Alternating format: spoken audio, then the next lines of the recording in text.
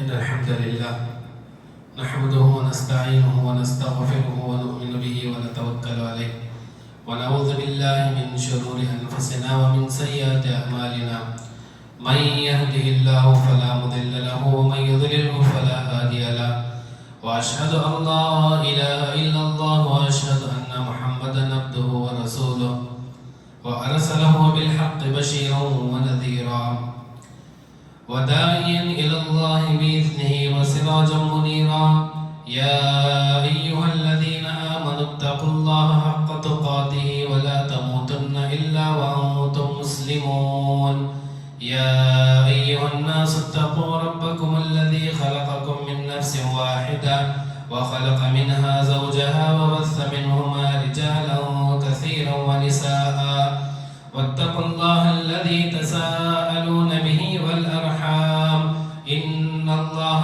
كان عليكم رقيبا يا أيها الذين آمنوا اتقوا الله وقولوا قولا سديدا يصلح لكم أعمالكم ويغفر لكم ذنوبكم ومن يطع الله ورسوله فقد فاز فوزا عظيما أما بعد فإن خير الحديث كتاب الله وخير الهدي هدي محمد صلى الله عليه وسلم وشر الأمور محدثاتها وكل محدثة بدعة وكل بدعة ضلالة وكل ضلالة في النار فأعوذ بالله من الشيطان الرجيم بسم الله الرحمن الرحيم ولله الأسماء الحسنى فادعوه بها وذروا الذين يلحدون في أسمائه سيجزون ما كانوا يعملون. ಸರ್ವ ಸ್ತುತಿ ಸ್ತೋತ್ರಗಳು ಸಕಲ ಲೋಕಗಳ ಸೃಷ್ಟಿಕರ್ತನಾದ ನಮ್ಮ ನಿಮ್ಮೆಲ್ಲರ ಪರಿಪಾಲಕ ಪ್ರಭುವಾದ ಸರ್ವ ಜಗತ್ತಿನ ನೈಜ ನಿಯಂತ್ರಕನಾದ ಅಲ್ಲಾಹನಿಗೆ ಮೀಸಲು. ಅಲ್ಲಾಹನ ಅಪಾರ ಅನುಗ್ರಹಗಳಾಗಲಿ ಅಲ್ಲಾಹನ ಎಲ್ಲ ಸಂದೇಶವಾಹಕರ ಮೇಲೆ, ಪ್ರವಾದಿಗಳ ಮೇಲೆ, ಸಜ್ಜನ ದಾಸರ ಮೇಲೆ, ವಿಶೇಷವಾಗಿ ನಿಮ್ಮೆಲ್ಲರ ಮಾನವ ಕುಲದ ಅಂತಿಮ ಪ್ರವಾದಿ ಮುಹಮ್ಮದ್ ರಸೂಲುಲ್ಲಾಹ್ ಸಲ್ಲಲ್ಲಾಹು ಅಲೈಹಿ ವಸಲ್ಲಂ ಅವರ ಮೇಲೆ. ಆತ್ಮೀಯ ಇಸ್ಲಾಮಿ ಸಹೋದರ ಸಹೋದರಿಯರೇ, ಮನಸ್ಸಿನಲ್ಲಿ ಸತ್ಯವಿಶ್ವಾಸವನ್ನು ಬಲಗೊಳಿಸುವಂತಹ ವಿಷಯಗಳಲ್ಲಿ ಒಂದು ಅಲ್ಲಾಹನ ನಾಮಗಳನ್ನು, ಅಲ್ಲಾಹನ ಹೆಸರು ಮತ್ತು ಅಲ್ಲಾಹನ ಗುಣವಿಶೇಷತೆಗಳನ್ನು ಅರಿಯುವುದಾಗಿದೆ ಎಂಬುದು ಅತ್ಯಂತ ಮುಖ್ಯವಾದಂತಹ ವಿಷಯವಾಗಿದೆ. ಅಲ್ಲಾಹ್ ಮತ್ತು ಅಲ್ಲಾಹನ ಪ್ರವಾದಿ ಪವಿತ್ರ ಕುರಾನಿನಲ್ಲಿ ಮತ್ತು ಪ್ರವಾದಿಯವರ ಹದೀಸಿನಲ್ಲಿ ಉಲ್ಲೇಖಿಸಿರುವಂತಹ ಅಲ್ಲಾಹನ ಹೆಸರುಗಳನ್ನು, ಅಲ್ಲಾಹನ ನಾಮಗಳನ್ನು, ಅದರ ಅರ್ಥವನ್ನು ನಾವೆಲ್ಲರೂ ಅರಿತು ಅಲ್ಲಾಹನ ಆ ಹೆಸರುಗಳ ಪ್ರಕಾರ ನಾವು ಅಲ್ಲಾಹನ ಇಬಾದತ್, ಅಲ್ಲಾಹನ ಆರಾಧನೆಯನ್ನು ಬೆಸಗಿದರೆ ಖಂಡಿತವಾಗಿಯೂ ಇಹಲೋಕ ಜೀವನವು ಅದು ಸಾರ್ಥಕವಾಗಲಿಕ್ಕೆ ಸಾಧ್ಯ, ಪರಲೋಕದಲ್ಲಿ ನಾವೆಲ್ಲರೂ ಸ್ವರ್ಗ ಪ್ರವೇಶಿಸಲಿಕ್ಕೆ ಸಾಧ್ಯ. ಖಂಡಿತವಾಗಿಯೂ ಅಲ್ಲಾಹನಿಗೆ ಬಹಳ ಅತ್ಯುತ್ತಮವಾದಂತಹ, ಅಲ್ಲಾಹನಿಗೆ ಬಹಳ ಸುಂದರವಾಗಿರುವಂತಹ ಬಹಳಷ್ಟು ಹೆಸರು ಮತ್ತು ನಾಮಗಳಿವೆ. ಸಹಿ ಬುಖಾರಿ ಮತ್ತು ಸಹಿ ಮುಸ್ಲಿಮಿನಲ್ಲಿ ಅಬೂ ಹುರೈರಾ ರದಿಯಲ್ಲಾಹು ಅನ್ಹು ರವರು ವರದಿ ಮಾಡಿರುವ ಹದೀಸಿನಲ್ಲಿ ಅಲ್ಲಾಹನ ಪ್ರವಾದಿ ಮುಹಮ್ಮದ್ ರಸೂಲುಲ್ಲಾಹ್ ಸಲ್ಲಲ್ಲಾಹು ಅಲೈಹಿ ವಸಲ್ಲಂ ಅವರು ಹೇಳಿದರು, ಇನ್ನ ಲಿಲ್ಲಾಹಿ 99 ಇಸ್ಮನ್ ಮನ್ ಅಹ್ಸಾಹಾ ದಖಲಲ್ ಜನ್ನah. ಖಂಡಿತವಾಗಿಯೂ ಅಲ್ಲಾಹನಿಗೆ 100ಕ್ಕೆ 1 ಕಡಿಮೆ 99 ಅಲ್ಲಾಹನಿಗೆ ಹೆಸರುಗಳಿವೆ. ಒಮನ್ ಅಹ್ಸಾಹ, ಈ ಅಲ್ಲಾಹನ ನಾಮಗಳನ್ನು, ಹೆಸರುಗಳನ್ನು ಯಾರಾದರೂ ಎಣಿಸಿದರೆ, ಅಹ್ಸಾ ಎಂಬ ಪದದ ಅರ್ಥ ಎಣಿಕೆಯನ್ನು ಮಾಡಿದರೆ, ದಖಲಲ್ ಜನ್ನah, ಅಂತಹ ವ್ಯಕ್ತಿ ಸ್ವರ್ಗ ಪ್ರವೇಶಿಸುತ್ತಾನೆ ಎಂದು ಅಲ್ಲಾಹನ ಪ್ರವಾದಿ ಈ ಹದೀಸಿನಲ್ಲಿ ಶುಭವಾರ್ತೆಯನ್ನು, ಅಲ್ಲಾಹನ ನಾಮಗಳನ್ನು ಎಣಿಸುವಂತಹ ವ್ಯಕ್ತಿಗೆ ಈ ಶುಭವಾರ್ತೆಯನ್ನು ತಿಳಿಸಿದ್ದಾರೆ. ಆತ್ಮೀಯ ಸಹೋದರ ಸಹೋದರಿಯರೇ, ಈ ಹದೀಸಿನಲ್ಲಿ ಅಲ್ಲಾಹನ ಪ್ರವಾದಿರವರು ಅಲ್ಲಾಹನಿಗೆ ಅತಿ ಉತ್ತಮವಾದಂತಹ ಹೆಸರುಗಳಿವೆ, ಅಲ್ಲಾಹನಿಗೆ ಅತಿ ಉತ್ತಮವಾದಂತಹ ನಾಮಗಳಿವೆ. ಯಾವೊಬ್ಬ ವ್ಯಕ್ತಿ ಈ ಅಲ್ಲಾಹನ ನಾಮಗಳನ್ನು ಎಣಿಸುತ್ತಾನೆಯೋ ಅಂತಹ ವ್ಯಕ್ತಿಗೆ ಸ್ವರ್ಗ ಪ್ರವೇಶಿಸಲಿಕ್ಕೆ ಆ ವ್ಯಕ್ತಿ ಅರ್ಹನಾಗಿದ್ದಾನೆ ಎಂದು ಪ್ರವಾದಿಯವರು ತಿಳಿಸಿದ್ದಾರೆ. ಈ ಹದೀಸನ್ನು ನಾವೆಲ್ಲರೂ ಅರ್ಥ ಮಾಡಿಕೊಳ್ಳುವಂತಹ ಅವಶ್ಯಕತೆ ಇದೆ. ಈ ಹೆಸರಿನಲ್ಲಿ ಮೊದಲನೇದಾಗಿ, ಈ ಹದೀಸಿನಲ್ಲಿ ಅಲ್ಲಾಹನ ಪ್ರವಾದಿಯವರು ಮೊಟ್ಟ ಮೊದಲನೇದಾಗಿ ಯಾವ ವ್ಯಕ್ತಿ ಅಲ್ಲಾಹನ ನಾಮಗಳನ್ನು ಅದನ್ನು ಎಣಿಸುತ್ತಾನೆ. ಇಹ್ಸಾ ಎಣಿಕೆ ಮಾಡುವಂತಹ ಅರ್ಥವೇನು ಅದನ್ನು ನಾವು ಅರಿಯಬೇಕಾಗಿದೆ. ಮೊದಲನೇದಾಗಿ ಅಲ್ಲಾಹನ ಹೆಸರುಗಳನ್ನು ನಾಮಗಳನ್ನು ಎಣಿಸುವಂತಹ ಇದರ ಅರ್ಥವೇನೆಂದರೆ ಅಲ್ಲಾಹನ ಹೆಸರುಗಳ ಪದಗಳನ್ನು ನಾವೆಲ್ಲರೂ ಕಂಠಪಾಠ ಮಾಡಬೇಕು, ಅದನ್ನು ಹಿಫ್ಜ್ ಮಾಡಬೇಕು, ಅದನ್ನು ಬಾಯಿಪಾಠ ಮಾಡಬೇಕು ಮತ್ತು ಅದರ ಅರ್ಥವನ್ನು ನಾವೆಲ್ಲರೂ ಅರಿಯಬೇಕು. ಅಲ್ಲಾಹನ ಹೆಸರಿನಲ್ಲಿ ಇರುವಂತಹ ಅರ್ಥಕ್ಕೆ ತಕ್ಕಂತೆ ಅದಕ್ಕೆ ಸಮಾನವಾಗಿ ಅದಕ್ಕೆ ಅನುಗುಣವಾಗಿ ನಾವು ಅಲ್ಲಾಹನಿಗೆ ಆರಾಧಿಸಬೇಕು. ಆ ಅಲ್ಲಾಹನ ಹೆಸರಿನಲ್ಲಿರುವಂತಹ ಅರ್ಥಕ್ಕೆ ಸಮಾನವಾಗಿ ನಾವು ಅಲ್ಲಾಹನನ್ನು ಇಬಾದತ್ ಮಾಡಬೇಕು, ಅಲ್ಲಾಹನನ್ನು ಆರಾಧಿಸಬೇಕೆಂಬುದು ಅಲ್ಲಾಹನ ಪ್ರವಾದಿಯವರ ಈ ಹದೀಸಿನ ತಾತ್ಪರ್ಯ ಮತ್ತು ಅರ್ಥವಾಗಿದೆ. ಯಾವ ವ್ಯಕ್ತಿ ಅಲ್ಲಾಹನ ಈ ಹೆಸರುಗಳನ್ನು ಅಲ್ಲಾಹನ ಈ ನಾಮಗಳನ್ನು ಎಣಿಸುತ್ತಾನೆಯೋ ಅದನ್ನು ಆ ಅಲ್ಲಾಹನ ನಾಮಗಳನ್ನು ಅರ್ಥ ಮಾಡಿಕೊಂಡು ಅದಕ್ಕೆ ತಕ್ಕಂತೆ ಇಬಾದತ್ತನ್ನು ಆರಾಧನೆಯನ್ನು ಮಾಡುತ್ತಾನೆಯೋ ಅಂತಹ ವ್ಯಕ್ತಿ ಅಲ್ಲಾಹನ ಕರುಣೆ ಅಲ್ಲಾಹನ ದಯೆಗೆ ಅರ್ಹನಾಗಿದ್ದಾನೆ ಮತ್ತು ಅಲ್ಲಾಹು ಆ ವ್ಯಕ್ತಿಗೆ ವಾಗ್ದಾನ ಮಾಡಿರುವಂತಹ ಸ್ವರ್ಗಕ್ಕೆ ಪ್ರವೇಶಿಸಲಿಕ್ಕೆ ಆ ವ್ಯಕ್ತಿ ಅರ್ಹನಾಗಿದ್ದಾನೆ ಎಂಬುದು ಈ ಹದೀಸಿನ ಅರ್ಥವಾಗಿದೆ. ಸಹೋದರ ಸಹೋದರಿಯರೇ, ಅಲ್ಲಾಹನ ನಾಮಗಳಲ್ಲಿ ಅಲ್ಲಾಹನ ಹೆಸರಿನಲ್ಲಿ ನಮ್ಮಲ್ಲಿ ಒಂದು ಬಿದಾತ್ ನವೀನಾಚಾರ ನಮ್ಮಲ್ಲಿ ನಾವು ಕಾಣಲಿಕ್ಕೆ ಸಾಧ್ಯ. ಅಲ್ಲಾಹು ತನಗಾಗಿ 99 ಹೆಸರುಗಳಿವೆ ಎಂದು ಈ ಅಲ್ಲಾಹನ ಪ್ರವಾದಿಯರು ಈ ಹದೀಸಿನಲ್ಲಿ ಉಲ್ಲೇಖಿಸಿದ್ದಾರೆ.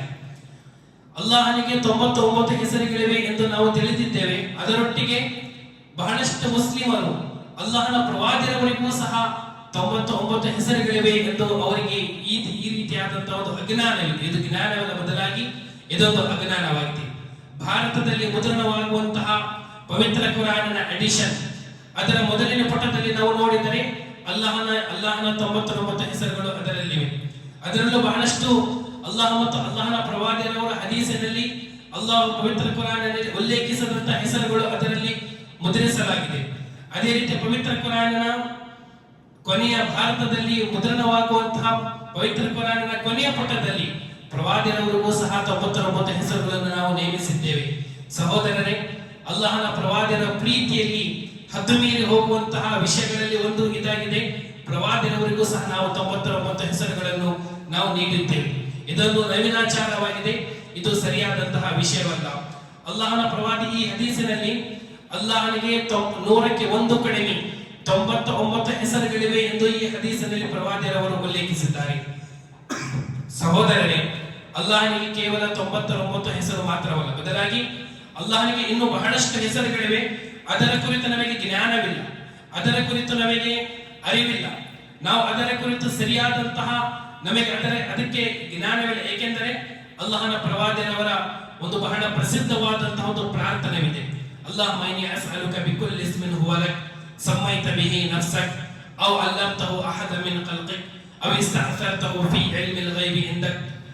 ಅಲ್ಲಾಹನ ಪ್ರವಾದಿ ಈ ಹದೀಸಿನಲ್ಲಿ ಹೇಳುವಂತಹ ವಿಷಯವೇನೆಂದರೆ, ಓ ಅಲ್ಲಾಹ್ವೇ, ನಾನು ನಿನ್ನ ಪ್ರತಿಯೊಂದು ಹೆಸರಿನ ಮೂಲಕ, ನಿನ್ನ ಪ್ರತಿಯೊಂದು ನಾಮದ ಮೂಲಕ ನಾನು ನಿನ್ನೊಡನೆ ಪ್ರಾರ್ಥನೆ ಮಾಡುತ್ತೇನೆ, ನಿನಗೆ ಬೇಡಿಕೊಳ್ಳುತ್ತೇನೆ. ಅದರ ಕೊನೆಯಲ್ಲಿ ಪ್ರವಾದಿಯವರು ಹೇಳುತ್ತೇನೆಂದರೆ, ನೀನು ನಿನ್ನ ಅದೃಷ್ಟ ಜ್ಞಾನದಲ್ಲಿ ಇರಿಸಿರುವಂತಹ ನಿನ್ನ ಎಲ್ಲಾ ನಾಮಗಳ ಮೂಲಕ ನಾನು ನಿನ್ನೊಡನೆ ಪ್ರಾರ್ಥಿಸುತ್ತೇನೆ ಎಂದು ಅಲ್ಲಾಹನ ಪ್ರವಾದಿಯವರು ಹೇಳಿದರು.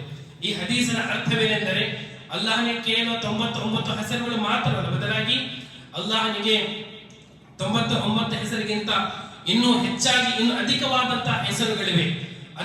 ಅದರ ಕುರಿತು ನಮಗೆ ಜ್ಞಾನವಿಲ್ಲ.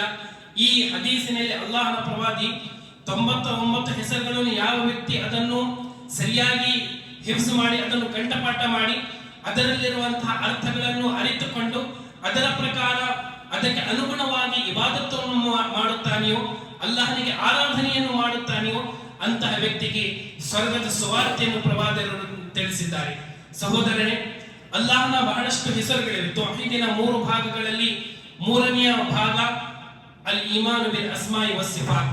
ಅಲ್ಲಾಹನ ಹೆಸರುಗಳಲ್ಲಿ ಅಲ್ಲಾಹನಿಗೆ ಇರುವಂತಹ ಗುಣಲಕ್ಷಣಗಳಲ್ಲಿ ನಾವು ವಿಶ್ವಾಸವಿರಿಸುವುದು ಸಹ ಅತ್ಯಂತ ಮುಖ್ಯವಾದಂತಹ ಒಂದು ಈಮಾನಿನ ಸತ್ಯ ವಿಶ್ವಾಸದ ಒಂದು ಭಾಗವಾಗಿದೆ. ಸಹೋದರರೇ, ಅಲ್ಲಾಹನ ನಾಮಗಳು, ಅಲ್ಲಾಹನ ಹೆಸರುಗಳು, ಅದರ ಕುರಿತು ನಮಗೆ ವಿಶ್ವಾಸವಿರಬೇಕಾಗಿದೆ. ಒಬ್ಬ ವ್ಯಕ್ತಿ ಅಲ್ಲಾಹನ ನಾಮಗಳಲ್ಲಿ ಯಾವುದೇ ಒಂದು ಅಲ್ಲಾಹನ ನಾಮವನ್ನು ನಿರಾಕರಿಸಿದರೆ ಅದು ತನ್ನ ನಾಲಿಗೆ ಮೂಲಕವಾಗಲಿ ತಾನು ಆ ಹೆಸರನ್ನು ಸಂಪೂರ್ಣವಾಗಿ ಆ ಪದವನ್ನು ನಿರಾಕರಿಸುವುದಾಗಲಿ ಅಥವಾ ಆ ಪದಗಳಲ್ಲಿರುವಂತಹ ಅರ್ಥವನ್ನು ನಿರಾಕರಿಸುವುದಾಗಲಿ ಅಥವಾ ಆ ಪದಗಳ ಅರ್ಥವನ್ನು ತಿರುಚಿ ಅದನ್ನು ವಕ್ರವಾಗಿ ಅದನ್ನು ಜನರಿಗೆ ತೋರಿಸುವುದಾಗಲಿ, ಈ ರೀತಿಯಾಗಿ ಅಲ್ಲಾಹನ ನಾಮಗಳನ್ನು ನಿರಾಕರಿಸುವುದರಿಂದ ಒಬ್ಬ ಆ ವ್ಯಕ್ತಿ ತೌಹೀದಿನಿಂದ ಆಚೆ ಹೋಗುತ್ತಾನೆ, ಸತ್ಯ ವಿಶ್ವಾಸದಿಂದ ಹೊರಗೆ ಹೋಗುತ್ತಾನೆ ಎಂಬುದು ಅಹ್ಲು ಸುನ್ನತಿ ವಲ್ ಜಮಾ ಸಲಫ್ ಸಾಲಿಹೀನರ ಸಲಫಿಗಳ ಇದೊಂದು ಅಕೀದಾ, ಅವರ ನಂಬಿಕೆಯಾಗಿದೆ.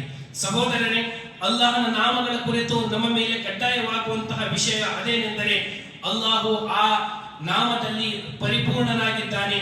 ಅಲ್ಲಾಹನಿಗೆ ಆ ಹೆಸರು ಅಲ್ಲಾಹ್ ಮತ್ತು ಅಲ್ಲಾಹನ ಪ್ರವಾದಿಯವರು ಸಾಬೀತುಪಡಿಸಿದ್ದಾರೆ ಎಂಬುದು ನಮ್ಮ ವಿಶ್ವಾಸ ಆಗಬೇಕಾಗಿದೆ. ಉದಾಹರಣೆಯಾಗಿ ಅಲ್ಲಾಹನ ಒಂದು ನಾಮ ರಹೀಮ್ ಎಂಬುದಾಗಿದೆ, ಕರುಣೆ ತೋರುವವನು, ದಯೆ ತೋರುವವನು ಎಂಬುದಾಗಿದೆ. ಇದರ ಅರ್ಥ ಅದೇನೆಂದರೆ ಅಲ್ಲಾಹು ತನ್ನ ದಾಸರ ಮೇಲೆ ಕರುಣೆ ತೋರುತ್ತಾನೆ. ಅದೇ ರೀತಿ ಅಲ್ಲಾಹು ತನ್ನ ದಾಸರ ಮೇಲೆ ಕರುಣೆ ತೋರುತ್ತಾನೆ ಎಂದಾದರೆ ಒಬ್ಬ ದಾಸನು ಅಲ್ಲಾಹನೊಡನೆ ಕರುಣೆಯನ್ನು ಬೇಡಿಕೊಳ್ಳಬೇಕು. ಓ ಅಲ್ಲಾಹ್ವೇ, ನೀನು ಕರುಣೆ ತೋರುವವನಾಗಿರುವೆ, ನೀನು ದಯೆ ತೋರುವವನಾಗಿರುವೆ, ನೀನು ನನ್ನ ಮೇಲೆ ದಯೆ ತೋರು, ನನ್ನ ಮೇಲೆ ನೀನು ಕರುಣೆ ತೋರು ಎಂದು. ಮತ್ತು ಅದೇ ರೀತಿ ಅಲ್ಲಾಹನ ಕರುಣೆಯ ನಿರೀಕ್ಷೆ ಒಬ್ಬ ವ್ಯಕ್ತಿಗಿರಬೇಕು. ಎಂದಿಗೂ ಅಲ್ಲಾಹನ ಕರುಣೆಯಿಂದ ಅಲ್ಲಾಹನ ದಯೆಯಿಂದ ಎಂದಿಗೂ ಒಬ್ಬ ವ್ಯಕ್ತಿ ಹತಾಶರಾಗಬಾರದು, ಅಲ್ಲಾಹನ ಕರುಣೆಯನ್ನು ಎಂದಿಗೂ ಕೈ ಬಿಡಬಾರದು. ಇದಾಗಿದೆ ಅಲ್ಲಾಹನ ನಾಮಗಳಲ್ಲಿ ನಮಗೆ ನಾವು ಬೆರೆಸಬೇಕಾದಂತಹ ವಿಶ್ವಾಸ, ನಮ್ಮ ನಂಬಿಕೆ. ಸಹೋದರರೇ, ಆದರೆ ಅಲ್ಲಾಹನಿಗೆ ಬಹಳಷ್ಟು ಅತ್ಯುತ್ತಮ ಹೆಸರುಗಳು. ಯಾವ ವ್ಯಕ್ತಿ ಈ ಅಲ್ಲಾಹನ ಹೆಸರುಗಳನ್ನು ಇದನ್ನು ಕಂಠಪಾಠ ಮಾಡಿ, ಇದನ್ನು ಬಾಯಿಪಾಠ ಮಾಡಿ, ಇದರಲ್ಲಿರುವಂತಹ ಅದನ್ನು ಅರ್ಥ ಮಾಡಿಕೊಂಡು ಅದರ ಪ್ರಕಾರ ತನ್ನ ವಿಶ್ವಾಸವನ್ನು ವಿರಿಸಿಕೊಂಡು ಅದರ ಪ್ರಕಾರ ಅಲ್ಲಾಹನಿಗೆ ಇಬಾದತ್ ಮಾಡುತ್ತಾನೆಯೋ, ಆರಾಧಿಸುತ್ತಾನೆಯೋ ಅಂತಹ ವ್ಯಕ್ತಿಗೆ ಸ್ವರ್ಗದ ಸುವಾರ್ತೆ ಅಲ್ಲಾಹನ ಪ್ರವಾದಿಯವರು ತಿಳಿಸಿರುವಾಗ ಸಮಾಜದಲ್ಲಿ ಬಹಳಷ್ಟು ಮುಸ್ಲಿಮರು ಅಲ್ಲಾಹನ ಹೆಸರುಗಳನ್ನು ಅರಿಯುವುದಿಲ್ಲ. ಅಲ್ಲಾಹನ ಆ ಹೆಸರುಗಳಲ್ಲಿರುವಂತಹ ಅರ್ಥ ಮತ್ತು ತಾತ್ಪರ್ಯವನ್ನು ಬಹಳಷ್ಟು ಜನರು ಅರಿಯುವುದಿಲ್ಲ. ಸಹೋದರರೇ, ಇದು ನಮ್ಮ ಸತ್ಯ ವಿಶ್ವಾಸದಲ್ಲಿ ಒಂದು ಕೊರತೆಯಾಗಿದೆ. ಇದು ನಮ್ಮ ಜ್ಞಾನದಲ್ಲಿ ಕೊರತೆ ಮತ್ತು ಒಂದು ನ್ಯೂನ್ಯತೆಯಾಗಿದೆ. ಖಂಡಿತವಾಗಿಯೂ ಅಲ್ಲಾಹನಿಗಿರುವಂತಹ ಎಲ್ಲ ನಾಮಗಳನ್ನು ನಾವೆಲ್ಲರೂ ಅರಿಯಬೇಕು. ಅದರ ಅರ್ಥವನ್ನು ನಾವೆಲ್ಲರೂ ಅರಿತುಕೊಂಡು ಅದರ ಪ್ರಕಾರ ನಾವು ನಮ್ಮ ಈಮಾನನ್ನು, ನಮ್ಮ ಸತ್ಯ ವಿಶ್ವಾಸವನ್ನು ಸುಧಾರಿಸಿಕೊಂಡರೆ ಖಂಡಿತವಾಗಿಯೂ ಶಿರ್ಕ್ ಎಂಬ ಮಹಾಪಾಪದಿಂದ ನಾವೆಲ್ಲರೂ ನಮ್ಮನ್ನು ರಕ್ಷಿಸಿಕೊಳ್ಳಲಿಕ್ಕೆ ಸಾಧ್ಯ. ಒಬ್ಬ ವ್ಯಕ್ತಿ ಅಲ್ಲಾಹನ ಹೆಸರುಗಳನ್ನು ಅರಿಯದೆ, ಅದರ ಅರ್ಥವನ್ನು, ಅದರ ತಾತ್ಪರ್ಯವನ್ನು ಅರಿಯದೆ ಕೇವಲ ಅಲ್ಲಾಹನ ಹೆಸರುಗಳನ್ನು ಜಪಿಸಿದರೆ, ಅಲ್ಲಾಹನ ಹೆಸರುಗಳನ್ನು ಪುನರಾವರ್ತಿಸಿದರೆ ಅಂತಹ ವ್ಯಕ್ತಿಗೆ ಯಾವುದೇ ರೀತಿಯಾದಂತಹ ಪುಣ್ಯ, ಯಾವುದೇ ರೀತಿಯಾದಂತಹ ಲಾಭ ಎಂದಿಗೂ ಆ ವ್ಯಕ್ತಿ ತಿಳಿಯಲಿಕ್ಕೆ ಮತ್ತು ಅರಿಯಲಿಕ್ಕೆ ಎಂದಿಗೂ ಸಾಧ್ಯವಿಲ್ಲ. ಕೆಲವೊಂದು ಅಲ್ಲಾಹನ ಹೆಸರುಗಳು ಈ ಜುಮಾ ಖುತ್ಬಾದ ಮೂಲಕ ನಾನು ನಿಮ್ಮ ಮುಂದೆ ಉಲ್ಲೇಖಿಸಲು ಬಯಸುತ್ತೇನೆ.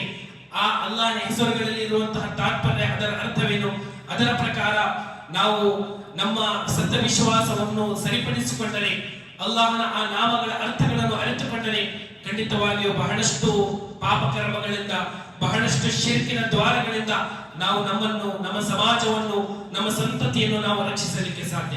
ಸಹೋದರ ಸಹೋದರಿಯರೇ, ಅಲ್ಲಾಹನ ಹೆಸರುಗಳಲ್ಲಿ ಒಂದು ಅಲ್ ಹಯ್ಯು ಅಲ್ ಕಯ್ಯೂಮ್ ಎಂಬುದಾಗಿದೆ. ಅಲ್ ಹಯ್ಯು ಎಂಬುದು ಇದರ ಅರ್ಥವೇನೆಂದರೆ ಪ್ರವಾದಿಗಳು ಹದೀಸಿನಲ್ಲಿ ಉಲ್ಲೇಖಿಸಿದಂತೆ ಅಲ್ ಹಯ್ಯು ಅಲ್ ಕಯ್ಯೂಮ್ ಎಂಬ ಹೆಸರುಗಳೊಂದಿಗೆ ಒಬ್ಬ ವ್ಯಕ್ತಿ ಅಲ್ಲಾಹನೊಡನೆ ಪ್ರಾರ್ಥಿಸಿದರೆ ಖಂಡಿತವಾಗಿಯೂ ಅಲ್ಲಾಹು ಅಂತಹ ವ್ಯಕ್ತಿಯ ಪ್ರಾರ್ಥನೆಯನ್ನು ಸ್ವೀಕರಿಸುತ್ತಾನೆ. ಆ ವ್ಯಕ್ತಿ ಬೇಡುವಂತಹ ಪ್ರತಿಯೊಂದು ಅವನ ಅವಶ್ಯಕತೆಯನ್ನು ಅಲ್ಲಾಹು ಪೂರೈಸುತ್ತಾನೆಂಬುದು ಈ ಎರಡು ಹೆಸರುಗಳಲ್ಲಿರುವಂತಹ ಒಂದು ವಿಶೇಷತೆಯಾಗಿದೆ. ಸಹೋದರರೇ, ಅಲ್ ಹಯ್ಯು ಎಂಬುದು ಇದರ ಅರ್ಥವೇನೆಂದರೆ ಅಲ್ಲಾಹು ಶಾಶ್ವತದಿಂದ ಅಲ್ಲಾಹು ಜೀವಂತನಾಗಿದ್ದಾನೆ. ನಾವೆಲ್ಲರೂ ಶೂನ್ಯದಿಂದ ಜೀವಂತಗೊಂಡಿದ್ದೇವೆ. ಜಗತ್ತಿನ ಪ್ರತಿಯೊಂದು ಸೃಷ್ಟಿ ಅದು ಶೂನ್ಯದಿಂದ ಬಂದಿದೆ. ಆದರೆ ಅಲ್ಲಾಹು ಯಾವುದೇ ಶೂನ್ಯವಿಲ್ಲದೆ, ಯಾವುದೇ ಮುಂಚಿತವಾಗಿರುವಂತಹ ಯಾವುದೇ ಒಂದು ಆಧಾರವಿಲ್ಲದೆ ಅಲ್ಲಾಹು ಶಾಶ್ವತವಾಗಿ ಜೀವಂತನಾಗಿದ್ದಾನೆ ಎಂಬುದು ಸೂಚಿಸುವಂತಹ ಹೆಸರಾಗಿದೆ ಅಲ್ ಹಯ್ಯು. ಅಲ್ಲಾಹನಿಗೆ ಯಾವುದೇ ರೀತಿಯಾದಂತಹ ನಾಶವಿಲ್ಲ. ಸೃಷ್ಟಿಗಳಿಗೆ ನಾಶವಿದೆ. ಜಗತ್ತಿನಲ್ಲಿರುವಂತಹ ಪ್ರತಿಯೊಂದು ವಸ್ತು, ಪ್ರತಿಯೊಂದು ಜೀವಿ ಅದು ನಾಶವಾಗಲಿದೆ, ಅದು ಸಂಪೂರ್ಣವಾಗಿ ಕೊನೆಗೊಳ್ಳಲಿದೆ. ಆದರೆ ಅಲ್ಲಾಹು ಶಾಶ್ವತದಿಂದ ನಿರಂತರವಾಗಿ ಅಲ್ಲಾಹು ಚಿರಂಜೀವಿಯಾಗಿದ್ದಾನೆ, ಅಲ್ಲಾಹು ಶಾಶ್ವತವಾಗಿ ಜೀವಂತನಾಗಿದ್ದಾನೆ ಎಂಬ ಸೂಚಿಸುವಂತಹ ಹೆಸರು ಇದು ಅಲ್ ಹಯ್ಯು ಎಂಬುದಾಗಿದೆ. ಜಗತ್ತಿನ ಪ್ರತಿಯೊಂದು ಸೃಷ್ಟಿಗೆ ಮರಣವಿದೆ, ಆದರೆ ಅಲ್ ಹಯ್ಯು ಎಂಬ ಹೆಸರಿನಲ್ಲಿರುವಂತಹ ಅರ್ಥ ಅಲ್ಲಾಹನಿಗೆ ಮರಣವಿಲ್ಲ, ಅಲ್ಲಾಹು ಮಾತ್ರ ಅವನು ಉಳಿಯುವನಾಗಿದ್ದಾನೆ. ಅಲ್ಲಾಹನ ಹೊರತಾಗಿರುವಂತಹ ಪ್ರತಿಯೊಂದು ವಸ್ತು ಅದು ಸರ್ವನಾಶವಾಗಲಿದೆ. ಅದೇ ರೀತಿ ಅಲ್ ಕಯ್ಯೂಮ್ ಎಂಬುದು ಇದರ ಅರ್ಥವೇನೆಂದರೆ ಅಲ್ಲಾಹು ಸರ್ವ ಜಗತ್ತನ್ನು ನಿಯಂತ್ರಿಸುವನಾಗಿದ್ದಾನೆ. ಜಗತ್ತಿನ ನೈಸರ್ಗಿಕ ವ್ಯವಸ್ಥೆಯಾಗಲಿ, ಪ್ರಕೃತಿಯ ಕಾನೂನುಗಳನ್ನಾಗಲಿ, ಪ್ರಕೃತಿಯ ನಿಯಮಗಳನ್ನಾಗಲಿ ನಿಯಂತ್ರಿಸುವಂತಹವನು ಅದು ಅಲ್ಲಾಹು ಮಾತ್ರವಾಗಿದ್ದಾನೆ. ಅಲ್ಲಾಹು ಯಾವುದೇ ತನ್ನ ಸೃಷ್ಟಿಗೆ ಅವಲಂಬಿತನಾಗಿಲ್ಲ, ಬದಲಾಗಿ ಅಲ್ಲಾಹ ಪ್ರತಿಯೊಂದು ಸೃಷ್ಟಿಯು ಅದು ಅಲ್ಲಾಹನಿಗೆ ಅವಲಂಬಿತವಾಗಿದೆ. ಅಲ್ಲಾಹು ಪ್ರತಿಯೊಂದು ವಸ್ತುವನ್ನು, ಪ್ರತಿಯೊಂದು ನಿಯಮವನ್ನು, ಪ್ರತಿಯೊಂದು ಜಗತ್ತಿನ ನೈಸರ್ಗಿಕ ಪ್ರಕೃತಿಯ ಪ್ರತಿಯೊಂದು ನಿಯಮವನ್ನು ಅಲ್ಲಾಹು ನಿಯಂತ್ರಿಸುತ್ತಿದ್ದಾನೆ ಎಂಬುದು ಈ ಪದದಲ್ಲಿರುವಂತಹ ಅಲ್ ಕಯ್ಯೂಮ್ ಎಂಬ ಒಂದು ಅಲ್ಲಾಹನ ಹೆಸರಿನಲ್ಲಿರುವಂತಹ ಅರ್ಥ ಮತ್ತು ತಾತ್ಪರ್ಯವಾಗಿದೆ. ಸಹೋದರನೇ, ಅದೇ ರೀತಿ ಅಲ್ಲಾಹನ ಹೆಸರುಗಳಲ್ಲಿ ಅಲ್ ಮಜೀದ್ ಎಂಬುದಾಗಿದೆ. ಅಲ್ಲಾಹು ಮಹೋನ್ನತನು. ಎಲ್ಲಾ ರೀತಿಯ ಮಹಿಮೆ ಅದು ಕೇವಲ ಅಲ್ಲಾಹನಿಗೆ ಮಾತ್ರವಿದೆ. ಅಲ್ಲಾಹನ ಎಲ್ಲಾ ಹೆಸರುಗಳು ಅದು ಮಹಿಮೆಯಿಂದ ಕೂಡಿರುವಂತಹದ್ದಾಗಿದೆ. ಅಲ್ಲಾಹನ ಹೆಸರುಗಳಲ್ಲಿ ಯಾವುದೇ ರೀತಿಯಾದಂತಹ ನ್ಯೂನ್ಯತೆ, ಯಾವುದೇ ರೀತಿಯಾದಂತಹ ಕೊರತೆ ಎಂದಿಗೂ ಇರಲಿಕ್ಕೆ ಸಾಧ್ಯವಿಲ್ಲ. ಅದೇ ರೀತಿ ಅಲ್ಲಾಹನ ಹೆಸರುಗಳಲ್ಲಿ ಒಂದು ಹೆಸರು ಅಲ್ ಅಜೀಜ್ ಎಂಬುದಾಗಿದೆ. ಇದಕ್ಕೆ 3 ರೀತಿಯ ಅರ್ಥವಿದೆ. ಮೊದಲಿನ ಅರ್ಥವೇನೆಂದರೆ ಅಲ್ಲಾಹು ಸಾಮರ್ಥ್ಯವುಳ್ಳವನಾಗಿದ್ದಾನೆ, ಅಲ್ಲಾಹು ಶಕ್ತಿಶಾಲಿಯಾಗಿದ್ದಾನೆ. ಎಲ್ಲಾ ರೀತಿಯ ಸಾಮರ್ಥ್ಯಗಳು ಕೇವಲ ಅಲ್ಲಾಹನಿಗಿದೆ. ಯಾವುದೇ ಒಬ್ಬ ವ್ಯಕ್ತಿ ಅಲ್ಲಾಹನ ಈ ಸಾಮರ್ಥ್ಯವನ್ನು ಇತರೆ ವ್ಯಕ್ತಿಗೆ ನೀಡಿದರೆ, ಅಲ್ಲಾಹನ ಸೃಷ್ಟಿಗಳಿಗೆ ಈ ಒಂದು ಹೆಸರನ್ನು ಆ ವ್ಯಕ್ತಿ ನೀಡಿದರೆ ಅಂತಹ ವ್ಯಕ್ತಿ ಅವನು ಮುಶ್ರಿಕ್ ಆಗಲಿಕ್ಕೆ ಸಾಧ್ಯ, ಅಂತಹ ವ್ಯಕ್ತಿ ಇಸ್ಲಾಮಿನಿಂದ ಹೊರ ಹೋಗಲಿಕ್ಕೆ ಸಾಧ್ಯ. ಅಲ್ಲಾಹನಲ್ಲಿ ಸಾಮರ್ಥ್ಯವಿದೆ ಎಂಬುದು ಸತ್ಯವಿಶ್ವಾಸಿಗಳ ವಿಶ್ವಾಸವಾಗಬೇಕು. ಒಬ್ಬ ವ್ಯಕ್ತಿ ಔಲಿಯಾಗಳಿಗಾಗಲಿ ಅಥವಾ ದರ್ಗಗಳಲ್ಲಿರುವಂತಹ ವ್ಯಕ್ತಿಗಳಿಗಾಗಲಿ ಅಥವಾ ಇನ್ನಿತರೆ ಯಾವುದೇ ಮೂರ್ತಿಯಲ್ಲಾಗಲಿ ಅಥವಾ ಇನ್ನಿತರೆ ಯಾವುದೇ ಒಂದು ವ್ಯಕ್ತಿಯಲ್ಲಿ, ಯಾವುದೇ ಪುರೋಹಿತಶಾಹಿ ವ್ಯಕ್ತಿಯಲ್ಲಾಗಲಿ ಅಲ್ಲಾಹನಿಗೂ ಸಹ ಸಾಮರ್ಥ್ಯವಿದೆ, ಅಲ್ಲಾಹೇತರಿಗೂ ಸಹ ಸಾಮರ್ಥ್ಯವಿದೆ ಎಂದು ವಿಶ್ವಾಸವಿರಿಸಿದರೆ ಅಂತಹ ವ್ಯಕ್ತಿ ಮುಶ್ರಿಕ್, ಅಂತಹ ವ್ಯಕ್ತಿ ಅಲ್ಲಾಹನ ನಾಮಗಳಲ್ಲಿ ಶಿರ್ಕ್ ಮಾಡುವಂತಹ ವ್ಯಕ್ತಿಯಾಗಿದ್ದಾನೆ ಎಂಬುದು ನಮ್ಮ ಸತ್ಯವಿಶ್ವಾಸಿಗಳ ಸಲಫ ಸಾಲಿಹೀನರ ಅಭಿಪ್ರಾಯವಾಗಿದೆ. ಸಹೋದರರೇ, ಅದೇ ರೀತಿ ಅಲ್ಲಾಹನ ನಾಮಗಳಲ್ಲಿ ಒಂದು ಅಲ್ ಹಕೀಮ್ ಎಂಬುದಾಗಿದೆ. ಅಲ್ ಅಜೀಜ್ ಎಂಬ ಹೆಸರಿಗೆ ಇರುವಂತಹ ಇನ್ನೊಂದು ಅದರ ಒಂದು ಅರ್ಥವೇನೆಂದರೆ ಎಲ್ಲಾ ಜಗತ್ತಿನ ಪ್ರತಿಯೊಂದು ಸೃಷ್ಟಿ ಅದು ಅಲ್ಲಾಹನಿಗೆ ಅವಲಂಬಿತವಾಗಿದೆ. ಅಲ್ಲಾಹನ ಅಧೀನದಲ್ಲಿದೆ, ಅಲ್ಲಾಹನ ಒಡೆತನದಲ್ಲಿದೆ. ಅಲ್ಲಾಹು ಯಾರ ಒಡೆತನದಲ್ಲಿಲ್ಲ, ಅಲ್ಲಾಹನ ಯಾರ ಮಾಲೀಕತ್ವದಲ್ಲಿಲ್ಲ, ಬದಲಾಗಿ ಪ್ರತಿಯೊಂದು ವಸ್ತು ಅದು ಅಲ್ಲಾಹನಿಗೆ ಸೇರಿದ್ದಾಗಿದೆ ಎಂಬ ಸೂಚಿಸುವಂತಹ ಪದವು ಅಲ್ ಅಜೀಜ್ ಎಂಬುದಾಗಿದೆ. ಅಲ್ಲಾಹನ ಒಂದು ಹೆಸರಿನಲ್ಲಿ ನಾಮಗಳಲ್ಲಿ ಅಲ್ ಹಕೀಮ್ ಎಂಬುದಾಗಿದೆ. ಹಕೀಮ್ ಎಂಬ ಪದದ ಹಕೀಮ್ ಎಂಬ ಹೆಸರಿನ ಅರ್ಥವೇನೆಂದರೆ ಅಲ್ಲಾಹು ತನ್ನ ದಾಸರ ಮಧ್ಯೆ ನಿರ್ಣಯ ಮಾಡುವನು, ತೀರ್ಮಾನ ಮಾಡುವನು ಎಂಬುದಾಗಿದೆ. ಅಲ್ಲಾಹು ಮನುಷ್ಯರಿಗೆ ವಿಧಿಸಿರುವಂತಹ ವಿಧಿಯಲ್ಲಿ ಮನುಷ್ಯರ ಅದೃಷ್ಟದ ಕುರಿತು ವಿಧಿ ಮತ್ತು ಅದರ ತೀರ್ಮಾನ ಮಾಡುವಂತಹ ಸಾಮರ್ಥ್ಯ ಕೇವಲ ಅಲ್ಲಾಹನಿಗಿದೆ. ಅಲ್ಲಾಹು ತನ್ನ ದಾಸರಿಗೆ ಅಲ್ಲಾಹು ಬಯಸುವಂತಹ ನಿರ್ಣಯವನ್ನು, ಅಲ್ಲಾಹು ಬಯಸುವಂತಹ ಶರೀಯತ್ತಿನ ನಿಯಮಗಳನ್ನು ಸೂಚಿಸುವಂತಹವನು ಅದು ಅಲ್ಲಾಹು ಮಾತ್ರವಾಗಿದೆ. ಅದೇ ರೀತಿ ಕಿಯಾಮತ್ತಿನ ದಿನದಂದು ಅಲ್ಲಾಹು ತನ್ನ ದಾಸರ ಅವರ ಮಧ್ಯೆ ತೀರ್ಮಾನ ಮಾಡುವಂತಹ ಸಾಮರ್ಥ್ಯ ಅಲ್ಲಾಹನಿಗಿದೆ ಎಂಬುದು ಸೂಚಿಸುವಂತಹ ಒಂದು ಪದದ ಅರ್ಥ ಅದು ಅಲ್ ಹಕೀಮ್ ಎಂಬ ಹೆಸರಿನಲ್ಲಿದೆ. ಅದೇ ರೀತಿ ಅಲ್ ಹಕೀಮ್ ಎಂಬ ಹೆಸರಿಗೆ ಇನ್ನೊಂದು ಅರ್ಥ ಅದೇನೆಂದರೆ ಅಲ್ಲಾಹು ಯುಕ್ತಿವಂತನಾಗಿದ್ದಾನೆ. ಜಗತ್ತಿನ ಪ್ರತಿಯೊಂದು ಸೃಷ್ಟಿಯನ್ನು, ಜಗತ್ತಿನ ಪ್ರತಿಯೊಂದು ಕಾರ್ಯವನ್ನು ಅಲ್ಲಾಹು ಯುಕ್ತಿಯೊಂದಿಗೆ ಮಾಡಿದ್ದಾನೆ. ಯಾವುದೇ ಜಗತ್ತಿನ ಯಾವುದೇ ಒಂದು ಕೆಲಸ ಕಾರ್ಯವನ್ನು ಅಲ್ಲಾಹು ಯುಕ್ತಿ ಇಲ್ಲದೆ ಹಾಗೆ ವ್ಯರ್ಥವಾಗಿ ಅಲ್ಲಾಹು ಆಟ ವಿನೋದಕ್ಕಾಗಿ ಅಲ್ಲಾಹು ಮಾಡಲಿಲ್ಲ. ಬದಲಾಗಿ ಜಗತ್ತಿನ ಪ್ರತಿಯೊಂದು ಸೃಷ್ಟಿ, ಜಗತ್ತಿನ ಪ್ರತಿಯೊಂದು ವಸ್ತು ಅಲ್ಲಾಹು ಸೃಷ್ಟಿಸಿರುವುದು ಅದು ಯುಕ್ತಿಯಿಂದ ಕೂಡಿದೆ. ಅದರಲ್ಲಿರುವಂತಹ ಯುಕ್ತಿ ಅದು ಕೇವಲ ಅಲ್ಲಾಹನಿಗೆ ಅದರ ಕುರಿತು ಜ್ಞಾನವಿದೆ ಎಂಬುದು ನಮ್ಮೆಲ್ಲರ ವಿಶ್ವಾಸ ಆಗಬೇಕಾಗಿದೆ. ಸಹೋದರರೇ, ಅಲ್ಲಾಹನ ನಾಮಗಳಲ್ಲಿ ಒಂದು ಅಲ್ ಹಲೀಮ್ ಎಂಬುದಾಗಿದೆ. ಇದರ ಅರ್ಥವೇನೆಂದರೆ ಅಲ್ಲಾಹು ದಯೆ ತೋರುವವನು. ಯಾವ ರೀತಿ ದಯೆ ತೋರುವನು? ಮನುಷ್ಯರು, ಮಾನವರು, ಅಲ್ಲಾಹನ ದಾಸರು ಎಷ್ಟೇ ಪಾಪ ಕರ್ಮಗಳನ್ನು ಮಾಡಲಿ ಅಲ್ಲಾಹು ಮಾನವರಿಗೆ ತೌಬಾ, ಕ್ಷಮೆ ಬೇಡುವಂತಹ ಅಲ್ಲಾಹು ದ್ವಾರವನ್ನು ತೆಗೆದಿಟ್ಟು ಮಾನವರು ನನ್ನ ಬಳಿ ಪಾಪ ಕರ್ಮಗಳನ್ನು ಮಾಡುವವರು ನನ್ನ ಬಳಿ ಮರಳಿ ಬಂದು ನನ್ನೊಡನೆ ಪಾಪ ಕ್ಷಮೆಯನ್ನು ಬೇಡಬೇಕೆಂದು ಅಲ್ಲಾಹು ಮನುಷ್ಯರಿಗೆ ಮಾಡುವಂತಹ ದಯೆಯಾಗಿದೆ. ಇದು ಅಲ್ ಹಲೀಮ್ ಎಂಬ ಒಂದು ನಾಮದಲ್ಲಿ, ಅಲ್ ಹಲೀಮ್ ಎಂಬ ಹೆಸರಿನಲ್ಲಿ ಇರುವಂತಹ ಅರ್ಥವಾಗಿದೆ. ಅಲ್ಲಾಹು ಕಿಯಾಮತ್ತಿನ ದಿನದಂದು ಯೌಮ ಯಬಅಸುಹುಮುಲ್ಲಾಹು ಜಮೀಅನ್ ಫಯುನಬ್ಬಿಹುಂ ಬಿಮಾ ಅಮಿಲು ಅಹ್ಸಾಹುಲ್ಲಾಹು ವನಸೂಹು ವಲ್ಲಾಹು ಅಲಾ ಕುಲ್ಲಿ ಶೈಇನ್ ಕದೀರ್. ಅಲ್ಲಾಹು ಕಿಯಾಮತ್ತಿನ ದಿನದಂದು ಸರ್ವ ಮಾನವರನ್ನು ಪುನರುತ್ಥಾನಗೊಳಿಸಿ ಅವರ ಸಮಾಧಿಗಳಿಂದ ಅವರಿಗೆ ಎಬ್ಬಿಸಿ ಮಾನವರು ಮಾಡಿರುವಂತಹ ಪ್ರತಿಯೊಂದು ಕಾರ್ಯವನ್ನು ಅವರಿಗೆ ತಿಳಿಸುವನು. ಇಂತಹ ಸಂದರ್ಭದಲ್ಲಿ, ಇಂತಹ ಸಮಯದಲ್ಲಿ ಇಂತಿಂತಹ ಪಾಪ ಕರ್ಮಗಳನ್ನು ನೀವು ಮಾಡಿರುವಿರಿ, ಮನುಷ್ಯರು ಅದನ್ನು ಮರೆತಿರುತ್ತಾರೆ. ಆದರೆ ಅಲ್ಲಾಹು ಪ್ರತಿಯೊಂದು ಪಾಪ ಕರ್ಮವನ್ನು, ಮನುಷ್ಯರು ಮಾಡಿರುವಂತಹ ಪ್ರತಿಯೊಂದು ಕಾರ್ಯವನ್ನು ಅಲ್ಲಾಹು ಅದನ್ನು ಎಣಿಸಿಟ್ಟಿದ್ದಾನೆ ಎಂದು ಅಲ್ಲಾಹು ಈ ಆಯತಿನ ಮೂಲಕ ನಮಗೆ ಸೂಚಿಸುತ್ತಿದ್ದಾನೆ. ಸಹೋದರ ಸಹೋದರಿಯರೇ, ಅಲ್ಲಾಹನ ನಾಮಗಳಲ್ಲಿ ಒಂದು ಅಲ್ ಲತೀಫ್ ಎಂಬುದಾಗಿದೆ. ಇದರ ಅರ್ಥವೇನೆಂದರೆ ಬಹಳ ಸೂಕ್ಷ್ಮವಾದಂತಹ ವಿಷಯವನ್ನು ಸಹ ಅರಿಯುವವನು ಅಲ್ಲಾಹು ಮಾತ್ರವಾಗಿದ್ದಾನೆ. ಈ ಅಲ್ ಲತೀಫ್ ಎಂಬುದು ಇದರ ಅರ್ಥವೇನೆಂದರೆ ಜಗತ್ತಿನಲ್ಲಿ ಆಗುವಂತಹ ಪ್ರತಿಯೊಂದು ಚಿಕ್ಕ ಕಾರ್ಯ, ಪ್ರತಿಯೊಂದು ದೊಡ್ಡ ಕಾರ್ಯ, ಮನುಷ್ಯರು ತಮ್ಮ ಮನಸ್ಸಿನಲ್ಲಿ, ತಮ್ಮ ಹೃದಯಗಳಲ್ಲಿ ಅಡಗಿಸುವಂತಹ ಪ್ರತಿಯೊಂದು ಚಿಕ್ಕ ಪುಟ್ಟ ವಿಷಯವೂ ಸಹ ಅಲ್ಲಾಹು ಅರಿಯುವನಾಗಿದ್ದಾನೆ ಎಂಬುದು ಇದರ ಅರ್ಥವಾಗಿದೆ. ಸಹೋದರ ಸಹೋದರಿಯರೇ, ಅಲ್ಲಾಹನ ನಾಮಗಳಲ್ಲಿ ಒಂದು ಅಲ್ ವದೂದ್ ಎಂಬುದಾಗಿದೆ. ಇದರ ಅರ್ಥವೇನೆಂದರೆ ಅಲ್ಲಾಹು ಪ್ರೀತಿಸುವನು. ಅಲ್ಲಾಹು ನಮ್ಮೆಲ್ಲರನ್ನು ಪ್ರೀತಿಸುತ್ತಾನೆ. ಅಲ್ಲಾಹು ತನ್ನ ದಾಸನನ್ನು ಪ್ರೀತಿಸುತ್ತಾನೆ. ನಾವೆಷ್ಟೇ ಪಾಪ ಕರ್ಮಗಳನ್ನು ಮಾಡಿ ಮತ್ತೆ ನಾವು ಅಲ್ಲಾಹನ ಬಳಿ ಮರಳಿ ಹೋದರೂ ಕೂಡ ಅಲ್ಲಾಹು ನಮ್ಮನ್ನು ಪ್ರೀತಿಸುತ್ತಾನೆ. ಒಬ್ಬ ವ್ಯಕ್ತಿ ತನ್ನ ಒಡೆಯನನ್ನು, ತನ್ನ ಕಂಪನಿಯ ಮ್ಯಾನೇಜರ್ ಅನ್ನು ಅವನ ಆದೇಶಗಳನ್ನು ನಿರಾಕರಿಸಿ 1 ಬಾರಿ, 2 ಬಾರಿ, 3 ಬಾರಿ ಅವನಿಗೆ ಕ್ಷಮೆ ನೀಡಬಹುದು.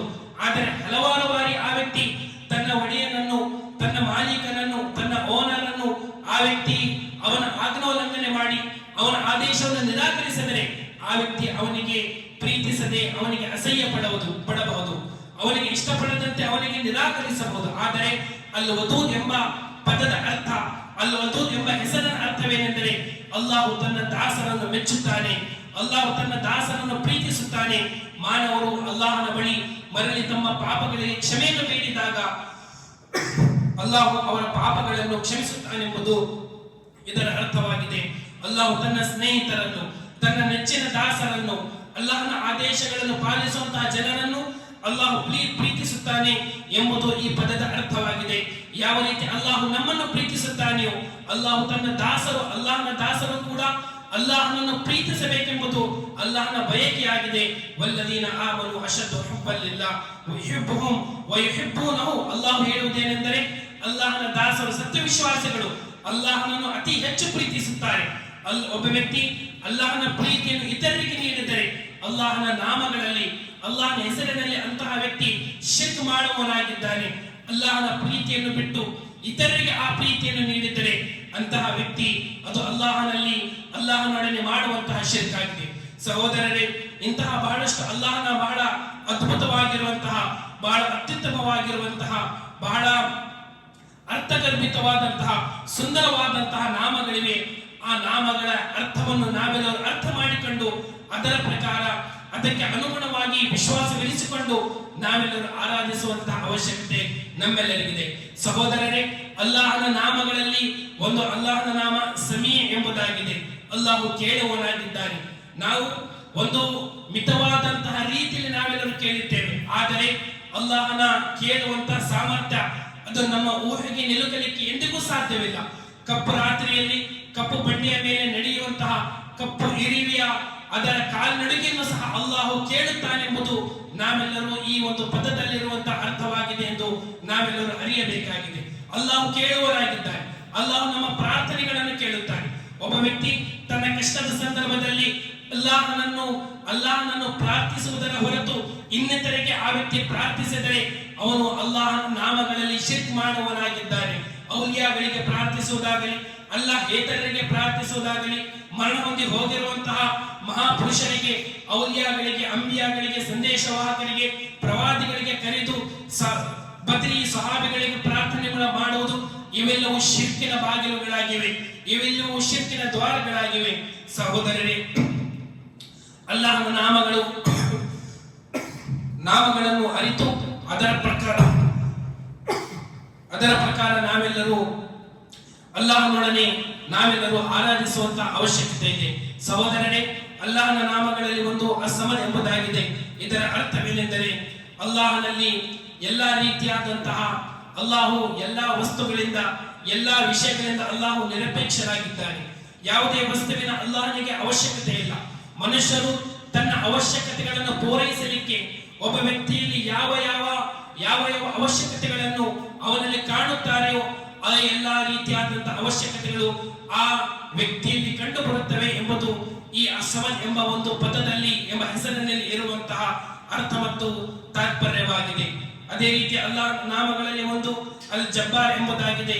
ಅಲ್ ಜಬ್ಬಾರ್ ಎಂಬ ಪದದ ಅರ್ಥವೇನೆಂದರೆ ಅಲ್ಲಾಹು ದುರ್ಬಲ ವ್ಯಕ್ತಿಯನ್ನು, ದುರ್ಬಲ ವ್ಯಕ್ತಿಗೆ ಅಲ್ಲಾಹು ಶಕ್ತಿ ನೀಡುವಂತಹ ಸಾಮರ್ಥ್ಯ ಉಳ್ಳವನು ಅಲ್ಲಾಹು ಮಾತ್ರವಾಗಿದ್ದಾನೆ.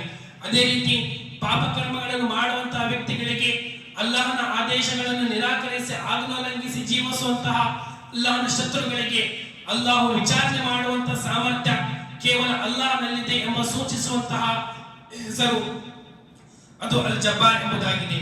ಅದೇ ರೀತಿ ಅಲ್ ಜಬ್ಬಾರ್ ಎಂಬ ಪದದಲ್ಲಿ ಹೆಸರಿನಲ್ಲಿ ಇರುವಂತಹ ಅರ್ಥ ಅದೇನೆಂದರೆ ಬಡವನಿಗೆ ಶ್ರೀಮಂತನನ್ನಾಗಿ ಮಾಡುವ, ದುರ್ಬಲ ವ್ಯಕ್ತಿಗೆ ಶಕ್ತಿಯುತವನ್ನಾಗಿ ಮಾಡುವ. ಅದೇ ರೀತಿ ಯಾವುದೇ ಒಬ್ಬ ಒಂದು ಶಕ್ತಿಯ ಕೆಳಗೆ ಇರುವಂತಹ, ಯಾವುದೇ ವ್ಯಕ್ತಿ ಅಧೀನದಲ್ಲಿರುವಂತಹ ವ್ಯಕ್ತಿಗೆ, ಆ ವ್ಯಕ್ತಿಗೆ ಸಾಮರ್ಥ್ಯವನ್ನು ನೀಡುವಂತಹ ಶಕ್ತಿ ಸಾಮರ್ಥ್ಯ ಅದು ಅಲ್ಲಾಹನಲ್ಲಿ ಮಾತ್ರವಿದೆ ಎಂಬ ಸೂಚಿಸುವಂತಹ ಹೆಸರು ಅಲ್ ಜಬ್ಬಾರ್ ಎಂಬುದಾಗಿದೆ. ಸಹೋದರರೇ, ಇದಿಷ್ಟು ಅಲ್ಲಾಹನ ಹೆಸರು ಮತ್ತು ನಾಮಗಳು. ಇನ್ನಿಷ್ಟು ಬಹಳಷ್ಟು ಅಲ್ಲಾಹನ ಹೆಸರು ಮತ್ತು ನಾಮಗಳಿವೆ. ಆ ಎಲ್ಲ ಹೆಸರುಗಳ ಅರ್ಥ ಮತ್ತು ಅದರಲ್ಲಿರುವಂತಹ ತಾತ್ಪರ್ಯವನ್ನು ನಾವೆಲ್ಲರೂ ಅರಿತು ಅಲ್ಲಾಹನೊಡನೆ ಪ್ರಾರ್ಥಿಸಿದರೆ ಖಂಡಿತವಾಗಿಯೂ ಅಲ್ಲಾಹ್ ನಮ್ಮ ಪ್ರಾರ್ಥನೆಗಳನ್ನು ಸ್ವೀಕರಿಸಲಿಕ್ಕೆ ಸಾಧ್ಯ. ನಮ್ಮ ಪ್ರಾರ್ಥನೆ ಅಲ್ಲಾಹನ ಬಳಿ ಸ್ವೀಕಾರವಾಗಲಿಕ್ಕೆ ಒಂದು ಅತ್ಯಂತ ಮುಖ್ಯವಾದಂತಹ ಒಂದು ಕಾರಣ ಅಲ್ಲಾಹನ ಹೆಸರುಗಳ ಮೂಲಕ, ಅಲ್ಲಾಹನ ನಾಮದ ಮೂಲಕ ನಾವು ಅಲ್ಲಾಹನೊಡನೆ ಪ್ರಾರ್ಥಿಸಬೇಕಾಗಿದೆ. ಅಲ್ಲಾಹನ ಪ್ರವಾದಿಯವರು 3 ರೀತಿಯ ಶಿಫಾರಸು ಪ್ರಾರ್ಥನೆಯಲ್ಲಿ ಅದು ಧರ್ಮಸಮ್ಮತವಾಗಿದೆ, ಅದಕ್ಕೆ ಅನುಮತಿ ಇದೆ ಎಂದು ಪ್ರವಾದಿಯವರು ಪ್ರಸ್ತಾಪಿಸಿದ್ದಾರೆ. ಅದರಲ್ಲೊಂದು ಅಲ್ಲಾಹನ ನಾಮಗಳೊಂದಿಗೆ, ಅಲ್ಲಾಹನ ಹೆಸರೊಂದಿಗೆ ನಾವು ಅಲ್ಲಾಹನೊಡನೆ ಪ್ರಾರ್ಥಿಸಿದರೆ ಖಂಡಿತವಾಗಿಯೂ ಅಲ್ಲಾಹು ನಮ್ಮ ಪ್ರಾರ್ಥನೆಗಳನ್ನು ಸ್ವೀಕರಿಸುತ್ತಾನೆ ಎಂದು ಪ್ರವಾದಿಯವರು ಹದೀಸಿನಲ್ಲಿ ಹೇಳಿರುವಂತಹ ವಿಷಯವಾಗಿದೆ. ಸಹೋದರರೇ, ಪವಿತ್ರ ಕುರಾನಿನಲ್ಲಿ ಬಹಳಷ್ಟು ಸಂದೇಶವಾಹಕರ, ಬಹಳಷ್ಟು ಪ್ರವಾದಿಗಳ, ಪೈಗಂಬರರ ಪ್ರಾರ್ಥನೆಯನ್ನು ಉಲ್ಲೇಖಿಸಲಾಗಿದೆ. ಆ ಪ್ರವಾದಿಗಳ ಪ್ರಾರ್ಥನೆ ಕೊನೆಗೊಳ್ಳುವುದು ಅಲ್ಲಾಹನ ನಾಮಗಳ ಮೂಲಕ. ಉದಾಹರಣೆಗೆ ಅಯ್ಯೂಬ್ ಅಲೈಹಿಸ್ಸಲಾಂ ಎಂಬ ಸಂದೇಶವಾಹಕರ ಪ್ರವಾದಿಯವರು ಅಲ್ಲಾಹನೊಡನೆ ಪ್ರಾರ್ಥಿಸಿದರು. ತಮ್ಮ ಕಷ್ಟದ ಸಂದರ್ಭದಲ್ಲಿ ಇದ್ನಾದ ರಬ್ಬಹು ಅನ್ನಿ ಮಸ್ಸನ್ನಿಯ ಸುರು ಅಂತ ರಹಮುರ್ ರಾಹಿಮೀನ್, ಓ ಅಲ್ಲಾಹ್ವೇ, ನನಗೊಂದು ತೊಂದರೆ ಬಂದಿದೆ, ಆ ಕಷ್ಟವನ್ನು ದೂರ ಮಾಡುವಂತ ಸಾಮರ್ಥ್ಯ ಕೇವಲ ನಿನ್ನ ಬಳಿವೆ. ವಾಂತ ರಹಮುರ್ ರಾಹಿಮೀನ್, ನಿನ್ನ ಅತ್ಯಧಿಕ ದಯೆ ತೋರುವನಾಗಿರುವೆ. ಈ ಪ್ರಾರ್ಥನೆಯಲ್ಲಿ ನಾವೆಲ್ಲರೂ ಗಮನಿಸಬೇಕಾದಂತಹ ಮುಖ್ಯ ವಿಷಯವೇನೆಂದರೆ ಅಯ್ಯೂಬ್ ನಬಿರವರು ಅಲ್ಲಾಹನೊಡನೆ ಪ್ರಾರ್ಥಿಸಿದ್ದು ಅಲ್ಲಾಹನ ನಾಮದ ಮೂಲಕ, ಅಲ್ಲಾಹನ ಹೆಸರನ್ನು ಶಿಫಾರಸನ್ನಾಗಿ ಮಾಡಿ ಅಲ್ಲಾಹನೊಡನೆ ಪ್ರಾರ್ಥಿಸಿದರು. ಅದೇ ರೀತಿ ಯೂನುಸ್ ನಬಿರವರ ಪ್ರಾರ್ಥನೆಯನ್ನು ಗಮನಿಸಿದರೆ ಲಾ ಇಲಾಹ ಇಲ್ಲಾ ಅಂತ ಸುಬ್ಹಾನಕ ಇನ್ನೀ ಕುಂತು ಮಿನಲ್ ಝಾಲಿಮೀನ್, ಓ ಅಲ್ಲಾಹ್ವೇ, ನೀನು ಪವಿತ್ರನಾಗಿರುವೆ, ನೀನು ಪರಮ ಪಾವನನಾಗಿರುವೆ ಎಂದು ಹೇಳಿ ಅಲ್ಲಾಹನೊಡನೆ ಪ್ರಾರ್ಥಿಸಿದರು. ಜಕರಿಯಾ ನಬಿರವರು ರಬ್ಬಿ ಲಾ ತದರ್ನಿ ಫರ್ದು ಅಂತ ಖೈರುಲ್ ವಾರಿಸೀನ್ ಎಂಬ ಪ್ರಾರ್ಥನೆಯೊಂದಿಗೆ ಅಲ್ಲಾಹನ ಗುಣಲಕ್ಷಣಗಳನ್ನು ಪ್ರಸ್ತಾಪಿಸುತ್ತಾ, ಅಲ್ಲಾಹನ ಗುಣವಿಶೇಷತೆಗಳನ್ನು ಉಲ್ಲೇಖಿಸುತ್ತಾ ಅಲ್ಲಾಹನೊಡನೆ ಪ್ರಾರ್ಥಿಸಿದರು. ಇಬ್ರಾಹಿಂ ನಬಿರವರು ಅಲ್ಲಾಹನೊಡನೆ ಪ್ರಾರ್ಥಿಸಿದರು, ಇನ್ನ ರಬ್ಬಿ ಲಸಮೀഉದ್ ದುಆ, ಖಂಡಿತವಾಗಿಯೂ ನನ್ನ ಸೃಷ್ಟಿಕರ್ತ, ನನ್ನ ರಬ್, ಅವನು ಪ್ರಾರ್ಥನೆಗಳನ್ನು ಕೇಳುವವನಾಗಿದ್ದಾನೆ, ಪ್ರಾರ್ಥನೆಗಳನ್ನು ಆಲಿಸುವವನಾಗಿದ್ದಾನೆ ಎಂಬ ಅಲ್ಲಾಹನ ನಾಮದೊಂದಿಗೆ ಅಲ್ಲಾಹನೊಡನೆ ಪ್ರಾರ್ಥಿಸಿದರು. ಸಹೋದರರೇ, ಈ ಅಲ್ಲಾಹನ ನಾಮಗಳೊಂದಿಗೆ ನಾವು ಮಾಡಬೇಕಾದಂತಹ ಕಾರ್ಯ ಅದೇನೆಂದರೆ ಆ ನಾಮಗಳ ಅರ್ಥವನ್ನು, ನಾವು ಆ ಹೆಸರುಗಳ ಅರ್ಥವನ್ನು ಅರಿತು ಆ ಹೆಸರಿಗೆ ತಕ್ಕಂತೆ ವಿಶ್ವಾಸವಿರಿಸಿ ಅಲ್ಲಾಹನಿಗೆ ಮತ್ತು ಅಲ್ಲಾಹನ ಸೃಷ್ಟಿಗೆ ನಾಮಗಳನ್ನು ಹೋಲಿಕೆ ನೀಡಿದೆ, ಅದಕ್ಕೆ ಸರಿಸಮಾನವಾದಂತಹ ಅರ್ಥವನ್ನು ಇತರರಿಗೆ ನೀಡಿದೆ. ಕೇವಲ ಅಲ್ಲಾಹನೊಡನೆ ಇಂತಹ ನಾಮಗಳೊಂದಿಗೆ ನಾವೆಲ್ಲರೂ ಪ್ರಾರ್ಥಿಸಬೇಕಾಗಿದೆ. ಓ ಅಲ್ಲಾಹವೇ, ನೀನು ದಯೆ ತೋರುವನಾಗಿರುವೆ, ನೀನು ರಹಮಾನ್ ಆಗಿರುವೆ, ನೀನು ರಹೀಮ್ ಆಗಿರುವೆ, ನೀನು ಜಬ್ಬಾರ್ ಆಗಿರುವೆ, ನೀನು ಕಹಾರ್ ಆಗಿರುವೆ. ಈ ಎಲ್ಲ ಅಲ್ಲಾಹ್ ನಾಮಗಳನ್ನು ಉಪಯೋಗಿಸುವುದರ ಮೂಲಕ ಅಲ್ಲಾಹನೊಡನೆ ಪ್ರಾರ್ಥಿಸಿದರೆ ಖಂಡಿತವಾಗಿಯೂ ಅಲ್ಲಾಹು ನಮ್ಮ ಪ್ರಾರ್ಥನೆಗಳನ್ನು ಸ್ವೀಕರಿಸುತ್ತಾನೆಂಬುದು ಹದೀಸಿನಲ್ಲಿ ಪ್ರವಾದಿಯವರು ಪ್ರಸ್ತಾಪಿಸಿರುವಂತಹ ವಿಷಯವಾಗಿದೆ. ಅಲ್ಲಾಹ್ ನಾಮಗಳ ಮೂಲಕ ಅಲ್ಲಾಹ್ ನಮ್ಮೆಲ್ಲರನ್ನು ಅಲ್ಲಾಹನೊಡನೆ ಪ್ರಾರ್ಥಿಸುವಂತಹ ತೌಫೀಕನ್ನು ದಯಪಾಲಿಸಲಿ. ಅಲ್ಲಾಹನ ನಾಮ ಮತ್ತು ಹೆಸರುಗಳಲ್ಲಿ ಆಗುವಂತಹ ಎಲ್ಲಾ ರೀತಿಯ ಶಿರ್ಕಿನಿಂದ ಎಲ್ಲಾ ರೀತಿಯ ಸಹಭಾಗಿತ್ವದಿಂದ ಅಲ್ಲಾಹು ನಮ್ಮೆಲ್ಲರನ್ನು ರಕ್ಷಿಸಲಿ. ಆಮೀನ್. ವಾಖಿರು ದಾವಾನಾ ಅಲ್ಹಮ್ದುಲಿಲ್ಲಾಹಿ ರಬ್ಬಿಲ್ ಆಲಮೀನ್.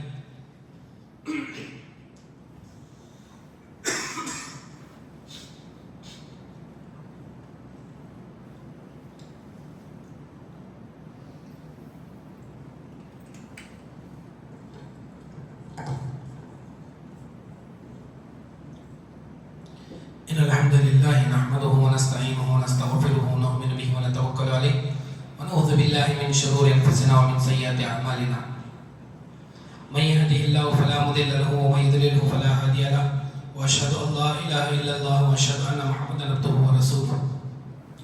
ಆತ್ಮೀಯ ಸಹೋದರರೇ, ಇಸ್ಲಾಮಿ ವರ್ಷದ 8ನೇ ತಿಂಗಳು ಶಾಬಾನ್ ಎಂಬುದಾಗಿದೆ. ಶಾಬಾನಿಗೆ ಅಲ್ಲಾಹ್ ಪ್ರವಾದಿಯವರು ಹದೀಸಿನಲ್ಲಿ ಕೆಲವೊಂದು ವಿಶೇಷತೆ ಮತ್ತು ಮಹತ್ವಗಳು ಇದೆ ಎಂಬುದು ಪ್ರವಾದಿಯವರು ಹದೀಸಿನಲ್ಲಿ ಪ್ರಸ್ತಾಪಿಸಿದ್ದಾರೆ. ಅಲ್ಲಾಹ್ ಪ್ರವಾದಿಯವರು ಈ ಶಾಬಾನ್ ತಿಂಗಳಲ್ಲಿ ಅತಿ ಹೆಚ್ಚು ಉಪವಾಸವನ್ನು ಆಚರಿಸುತ್ತಿದ್ದರು. ಪ್ರವಾದಿಯವರು ಸತತವಾಗಿ ನಿರಂತರವಾಗಿ 2 ತಿಂಗಳು ಎಂದಿಗೂ ಉಪವಾಸ ಆಚರಿಸುತ್ತಿರಲಿಲ್ಲ. ಬದಲಾಗಿ ಶಾಬಾನ್ ಮತ್ತು ರಂಜಾನ್ ತಿಂಗಳಲ್ಲಿ ಮಾತ್ರ ಅತಿ ಹೆಚ್ಚು ಅಲ್ಲಾಹನ ಪ್ರವಾದಿಯವರು ಉಪವಾಸವನ್ನು ಆಚರಿಸುತ್ತಿದ್ದರು. ಅಲ್ಲಾಹನ ಪ್ರವಾದಿಯವರು ಈ ಶಾಬಾನ್ ತಿಂಗಳ ಕುರಿತು ಹೇಳುವಂತಹ ಒಂದು ವಿಷಯವೇನೆಂದರೆ, ಶಾಬಾನ್ ತಿಂಗಳು ಒಂದು ಇಂತಹ ತಿಂಗಳಾಗಿದೆ, ರಜಬ್ ಮತ್ತು ರಮಜಾನಿನ ಮಧ್ಯೆ ಬರುವಂತಹ ತಿಂಗಳು. ಬಹಳಷ್ಟು ಜನರು ಆ ಶಾಬಾನ್ ತಿಂಗಳಲ್ಲಿ ಸತ್ಕಾರ್ಯಗಳನ್ನು ಮಾಡುವುದರಿಂದ ನಿರ್ಲಕ್ಷ್ಯವನ್ನು ವಹಿಸುತ್ತಾರೆ. ذاك شهر يغفل الناس عنه وهو شهر ترفع فيه الأعمال إلى رب العالمين وأحب أن يرفع عملي وأنا صائم. ಶಾಬಾನ್ ತಿಂಗಳಲ್ಲಿ ಸತ್ಕಾರ್ಯಗಳು ಪುಣ್ಯಕರ್ಮಗಳು ಅಲ್ಲಾಹನ ಬಳಿ ತಲುಪಿಸಲಾಗುತ್ತವೆ. ಈ ಶಾಬಾನ್ ತಿಂಗಳಲ್ಲಿ ನಾನು ಉಪವಾಸವನ್ನು ಆಚರಿಸಿ ಆ ಉಪವಾಸದ ಸ್ಥಿತಿಯಲ್ಲಿ ನನ್ನ ಪುಣ್ಯ ಕಾರ್ಯಗಳು ಅಲ್ಲಾಹ್ ಬಳಿ ತಲುಪಬೇಕೆಂಬುದು ನನ್ನ ಉದ್ದೇಶವಾಗಿದೆ ಎಂದು ಅಲ್ಲಾಹನ ಪ್ರವಾದಿ ಹದೀಸಿನಲ್ಲಿ ಪ್ರಸ್ತಾಪಿಸಿದರು. ಸಹೋದರರೇ, ಅಲ್ಲಾಹನ ಪ್ರವಾದಿಯವರು ಶಾಬಾನ್ ತಿಂಗಳಲ್ಲಿ ಯಾವುದೇ ವಿಶೇಷವಾದಂತಹ ದೊಡ್ಡ ಕಾರ್ಯಗಳನ್ನು ಪ್ರವಾದಿಯವರು ಪ್ರಸ್ತಾಪಿಸಲಿಲ್ಲ.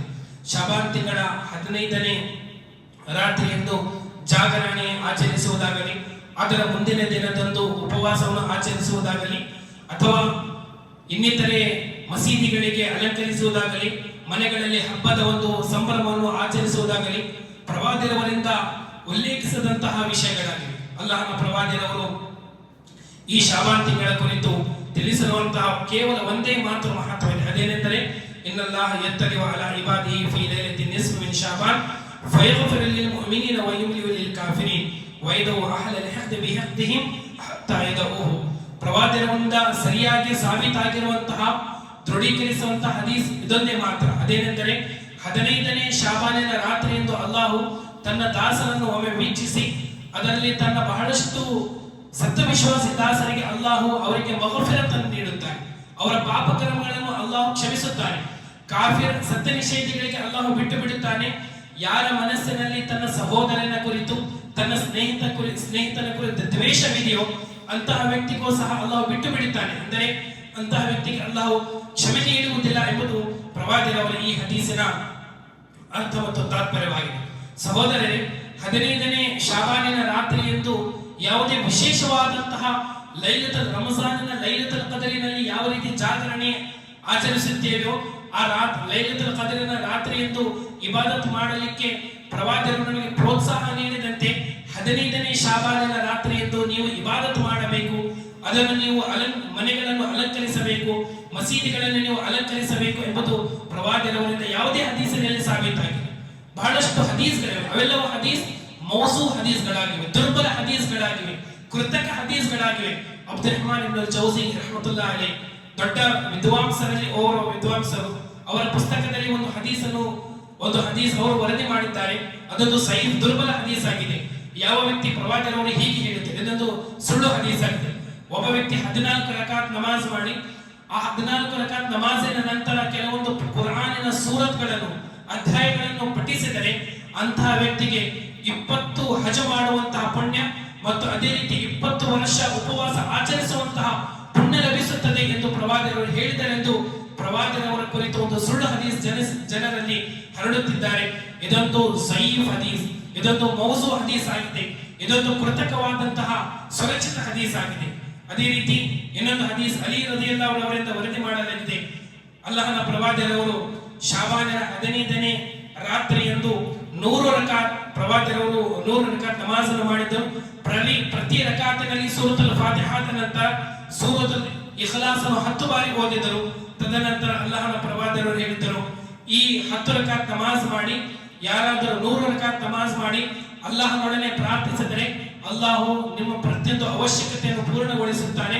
ಮಾತ್ರವಲ್ಲದೆ ಯಾರ ಅದೃಷ್ಟದಲ್ಲಿ, ಯಾರ ವಿಧಿಯಲ್ಲಿ, ಯಾರ ಕದರಿನಲ್ಲಿ ಆ ವ್ಯಕ್ತಿ ಅವನು ದುರದೃಷ್ಟ ವ್ಯಕ್ತಿಯಾಗಿದ್ದಾನೆ ಎಂದು ಬರೆಯಲಾಗಿದೆಯೋ ಅಲ್ಲಾಹು ಅವನ ವಿಧಿಯನ್ನು ಬದಲಾಯಿಸುತ್ತಾನೆ ಎಂದು ಒಂದು ದುರ್ಬಲ ಹದೀಸ್ ಈ ರೀತಿಯಾಗಿ ಪ್ರವಾದಿಯವರಿಗೆ ಕಲ್ಪಿಸುತ್ತಾರೆ. ಇದೊಂದು ದೊಡ್ಡ ಬಿದ್ಅತ್ ಸಹ ಆಗಿದೆ.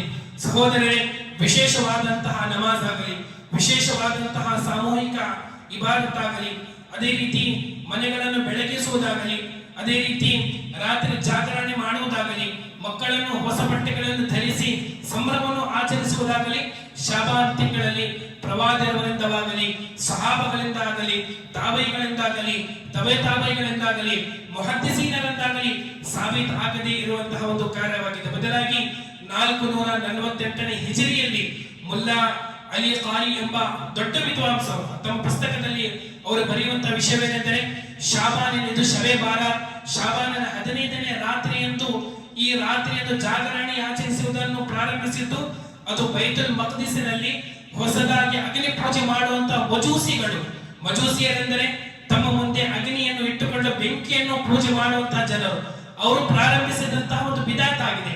ಬೈತುಲ್ ಮಕ್ದಿಸ್ನಲ್ಲಿ ಇಸ್ಲಾಂ ಧರ್ಮವನ್ನು ಸ್ವೀಕರಿಸಿದ್ದಾರೆಂದು ಜನರಿಗೆ ಸುಳ್ಳು ಹೇಳುತ್ತಾ ಬೈತುಲ್ ಮಕ್ದಿಸ್ನಲ್ಲಿ ತಮ್ಮ ಮುಂದೆ ಅಗ್ನಿಯನ್ನು ಬೆಂಕಿಯನ್ನು ಇಟ್ಟುಕೊಂಡು ದೀಪಕ್ಕೆ ಅವರು ಸಾಷ್ಟಾಂಗವನ್ನು ಮಾಡಿ 15ನೇ ಶಬ್ಬಾನಿನಂದು ಜಾಗರಣೆ ಮಾಡುವಂತಹ ಬಿದಾತನ್ನು, ನವೀನಾಚಾರವನ್ನು ಪ್ರಾರಂಭಿಸಿದ್ದು ಈ ಮಜೂಸಿಗಳಾಗಿದ್ದಾರೆ ಎಂದು ಮುಲ್ಲಾ ಅಲಿ ಕಾರಿ ರಹಮತುಲ್ಲಾಹಿ ಅಲೈಹಿ ಅವರು ತಮ್ಮ ಪುಸ್ತಕದಲ್ಲಿ ಬರೆದಿದ್ದಾರೆ. ಸಹೋದರರೇ, ಅದೇ ರೀತಿ ಶಾಬಾನ್ ತಿಂಗಳ ಈ 15ನೇ ರಾತ್ರಿಯಂದು ಮೃತರ ಒಂದು ದಿನ, ಮೃತರ ಹಬ್ಬವಾಗಿದೆ ಎಂದು ಜನರು ಆಚರಿಸುತ್ತಾರೆ. ವಿಶೇಷವಾಗಿ ಕಬ್ರಸ್ತಾನ್ ಸಮಾಧಿಗೆ ಹೋಗಿ ಅಲ್ಲಿ ಅವರ ಮೃತರ ಹೆಸರಿನಲ್ಲಿ ಫಾತಿಹಾ ಓದಿ ತಿನ್ನುವಂತಹ ಹಣ್ಣು ಹಂಪಲುಗಳನ್ನು, ತಿಂಡಿ ತಿನಿಸುಗಳನ್ನು ಜನರಿಗೆ ಹಂಚಿ ನಮ್ಮ ಮೃತರಿಗೆ ಶಾಂತಿ ಸಿಗಲಿ ಎಂದು ಮೃತರ ಹಬ್ಬವೆಂದು ಆಚರಿಸುವಂತಹ ಒಂದು ಬಿದ್ಅತ್ ಆಗಿದೆ. ಸಹೋದರರೇ, ಶಾಬಾನಿಗೆ ಈ ಎಲ್ಲ ವಿಶೇಷತೆಗಳು, ಈ ಎಲ್ಲ ಮಹತ್ವಗಳು ಅಲ್ಲಾಹನ ಪ್ರವಾದಿಯವರಿಂದ ಸಾಬೀತು ಎಂದಿಗೂ ಆಗಿಲ್ಲ. ಬದಲಾಗಿ ಇವೆಲ್ಲವೂ ಬಿದ್ಅತ್ ಆಗಿದೆ ಎಂಬುದು ನಾವೆಲ್ಲರೂ ಅರಿಯಬೇಕಾಗಿದೆ. ಅದೇ ರೀತಿ ಶಾಬಾನ್ ಎಂಬ ಒಂದು ತಿಂಗಳು, ಅದಕ್ಕೆ ಪ್ರವಾದಿಯವರು ಹೇಳಿರುವಂತಹ ಶ್ರೇಷ್ಠತೆಗಳನ್ನು ನಾವು ಅರಿತುಕೊಂಡು ಶಾಬಾನ್ ತಿಂಗಳಲ್ಲಿ ಅಲ್ಲಾಹನ ಪ್ರವಾದಿಯವರು ಹದೀಸಿನಲ್ಲಿ ಪ್ರಸ್ತಾಪಿಸಿರುವಂತಹ ಪ್ರವಾದಿಯವರಿಂದ ಸುನ್ನತಾಗಿರುವಂತಹ ಮಾತ್ರ ಪುಣ್ಯ ಕಾರ್ಯಗಳನ್ನು ನಾವು ಮಾಡಬೇಕು. ಅದರಲ್ಲಿ ಅತಿ ಹೆಚ್ಚು ಪವಿತ್ರ ಕುರಾನ್ ಪಾರಾಯಣ ಮಾಡುವುದಾಗಲಿ, ಅತಿ ಹೆಚ್ಚು ಉಪವಾಸವನ್ನು ಆಚರಿಸುವುದನ್ನು ನಾವು ಮಾಡಬೇಕು. ಸಲಫ್ ಸಾಲಿಹೀನರು ಈ ಶಾಬಾನ್ ತಿಂಗಳನ್ನು ರಂಜಾನಿಗೆ ಸ್ವಾಗತವಾಗಿರುವಂತಹ, ರಂಜಾನಿನ ಸ್ವಾಗತ ಕೋರುವಂತಹ ತಿಂಗಳಾಗಿದ್ದು ಆ ಸಲಫ್ ಸಾಲಿಹೀನರು ಹೇಳುತ್ತಿದ್ದರು. ಬಹಳಷ್ಟು ಸಲಫ್ ಸಾಲಿಹೀನರು ತಮ್ಮ ವ್ಯಾಪಾರವನ್ನು ಸಂಪೂರ್ಣವಾಗಿ ಶಾಬಾನ್ ತಿಂಗಳಲ್ಲಿ ಮುಚ್ಚುತ್ತಿದ್ದರು. ಸಂಪೂರ್ಣವಾಗಿ ಕೊನೆಗೊಳಿಸಿ ಶಾಬಾನ್ ತಿಂಗಳಲ್ಲಿ ಅತಿ ಹೆಚ್ಚು ಪವಿತ್ರ ಕುರಾನ್ ಪಾರಾಯಣ ಮಾಡುತ್ತಿದ್ದರು. ಬಹಳಷ್ಟು ಸಲಫ್ ಸಾಲಿಹೀನರಿಂದ ನಮಗೆ ನಾವು ಪಡೆದಿರುವಂತಹ ಒಂದು ಪ್ರಾರ್ಥನೆ ಅದೇನೆಂದರೆ, ಅಲ್ಲಾಹುಮ್ಮ ಬಾರಿಕ್ ಲನಾ ಫೀ ರಜಬ್ ವ ಶಾಬಾನ್ ವ ಬಲ್ಲಿಗ್ನಾ ಫೀ ರಂಜಾನ್. ಸಲಫ್ ಸಾಲಿಹೀನರು ಪ್ರಾರ್ಥಿಸುತ್ತೇನೆಂದರೆ, ಓ ಅಲ್ಲಾಹ್ವೇ, ರಜಬ್ ಮತ್ತು ಶಾಬಾನ್ ತಿಂಗಳಲ್ಲಿ ನೀನು ನಮಗೆ ಬರಕತ್ತನ್ನು ನೀನು ನಮಗೆ ದಯಪಾಲಿಸು, ಸಮೃದ್ಧಿಯನ್ನು ನೀಡು. ಮಾತ್ರವಲ್ಲದೆ ಶಾಬಾನ್ ತಿಂಗಳಿಗೆ ನೀನು ನಮಗೆ ಜೀವಂತವಾಗಲು, ರಂಜಾನ್ ತಿಂಗಳಿಗೆ ನೀನು ನಮ್ಮನ್ನು ತಲುಪಿಸು. ಆ ರಂಜಾನ್ ತಿಂಗಳಲ್ಲಿ ಅತಿ ಹೆಚ್ಚು ಇಬಾದತ್ ಮಾಡುವಂತಹ, ಅತಿ ಹೆಚ್ಚು ಆರಾಧನೆ ಮಾಡುವಂತಹ ಪುಣ್ಯ ಕೆಲಸಗಳನ್ನು ಮಾಡುವಂತಹ ತೌಫೀಕ್ ನಮಗೆ ದಯಪಾಲಿಸಿ ಎಂದು ಸಲಫ್ ಸಾಲಿಹೀನರು ಅಲ್ಲಾಹನೊಡನೆ ಪ್ರಾರ್ಥಿಸುತ್ತಿದ್ದರೆಂಬುದು ಸಲಫ್ ಸಾಲಿಹೀನರಿಂದ ನಾವು ಪಡೆದಿರುವಂತಹ ಪ್ರಾರ್ಥನೆಯಾಗಿದೆ. ಸಹೋದರರೇ, ಶಅಬಾನ್ ಎಂಬ ತಿಂಗಳಲ್ಲಿ ಕೆಲವೊಂದು ಶ್ರೇಷ್ಠತೆಗಳು, ಕೆಲವೊಂದು ಮಹತ್ವಗಳು ಖಂಡಿತವಾಗಿಯೂ ಪ್ರವಾದಿಯವರು ಪ್ರಸ್ತಾಪಿಸಿದ್ದಾರೆ. ಆ ಶ್ರೇಷ್ಠತೆಗಳನ್ನು ಅರಿತುಕೊಂಡು ಪ್ರವಾದಿಯವರು ನಮಗೆ ತಿಳಿಸಿರುವಂತಹ ಕಾರ್ಯಗಳನ್ನು, ಪುಣ್ಯ ಕಾರ್ಯಗಳನ್ನು ನಾವೆಲ್ಲರೂ ಮಾತ್ರ ಮಾಡಬೇಕು. ಶಅಬಾನ್ ತಿಂಗಳಿನಲ್ಲಿ ನವೀನಾಚಾರಗಳನ್ನು ಆಚರಿಸುವುದಾಗಲಿ, ಅದರಲ್ಲಿ ಬಿದಾತ್ಗಳನ್ನು ಮಾಡುವುದಾಗಲಿ, ಪ್ರವಾದಿಯವರಿಂದ ದೃಢೀಕರಿಸಿದಂತಹ, ಪ್ರವಾದಿಯವರಿಂದ ಸಾಬೀತು ಆಗದೇ ಇರುವಂತಹ ಕಾರ್ಯಗಳನ್ನು ಎಂದಿಗೂ ಮಾಡಬಾರದೆಂಬುದು ಈ ಎಲ್ಲ ಹದೀಸ್ಗಳ ಅರ್ಥ ಮತ್ತು ತಾತ್ಪರ್ಯವಾಗಿದೆ. ಅಲ್ಲಾಹು ನಮ್ಮೆಲ್ಲರನ್ನು ಸುನ್ನತಿನ ಪ್ರಕಾರ ಜೀವಿಸುವಂತಹ ತೌಫೀಕನ್ನು ದಯಪಾಲಿಸಿರಿ. ಬಿದಾತ್ಗಳಿಂದ, ನವೀನಾಚಾರಗಳಿಂದ, ಪಥಭ್ರಷ್ಟತೆಯಿಂದ, ಎಲ್ಲ ರೀತಿಯ ಹೊಸ ಆಚರಣೆಗಳಿಂದ ಅಲ್ಲಾಹು ನಮ್ಮೆಲ್ಲರನ್ನು, ನಮ್ಮ ಸಮಾಜವನ್ನು, ನಮ್ಮ ಸಂತತಿಯನ್ನು ರಕ್ಷಿಸಲಿ. ಆಮೀನ್. ಬಾರಕಲ್ಲಾಹು ಲನಾ ವ ಲಕುಂ ಫಿಲ್ ಕುರ್ಆನಿಲ್ ಮಜೀದ್ ವ ನಫಅನಾ ವ ಇಯ್ಯಾಕುಂ ಬಿ ಆಯಾತಿಹಿ ವ ಜಿಕ್ರಿಲ್ ಹಕೀಮ್ ಇನ್ನಹು ತಆಲಾ ಜವಾದುಲ್ ಮಲಿಕ್ ವ ರೌಫುರ್ ರಹೀಮ್ ವ ರಬ್ಬುಲ್ ಹಲೀಮ್. ಅಸ್ಸಲಾಮು ಅಲೈಕುಂ ವ ರಹ್ಮತುಲ್ಲಾಹಿ ವ ಬರಕಾತುಹು.